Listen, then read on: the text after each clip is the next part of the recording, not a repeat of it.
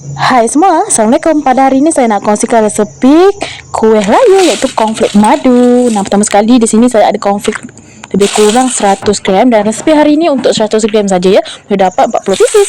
Nah, pertama sekali kita cairkan butter separuh lebih kurang 1/2 cawan macam tu.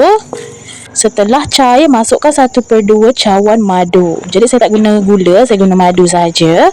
Setelah ia mendidih kuat seperti ini, bolehlah masukkan cornflake yang telah kita panaskan sebentar tadi tu. Nah, tengah gaul rata, bagi sebati semua. Kemudian sekarang mari kita ke langkah selanjutnya, iaitu kita nak masukkan ke dalam cup kecil-kecil macam ni. Ni kalau dah selesai siap letak dalam cup, kalau nak bakar sekali lagi pun boleh je. Kalau tak nak bakar pun dah tak apa, dah crunchy dah pun. Ni untuk cantik-cantik saya letakkan chocolate rice sebab saya cari kalau rice tak jumpa-jumpa, jadi saya tambahkan chocolate rice. Nah, siap dah pun resepi kita pada hari ini. Bagaimana? Simple kan? Jangan lupa mencuba. Selamat mencuba guys, dan selamat raya. Bye bye.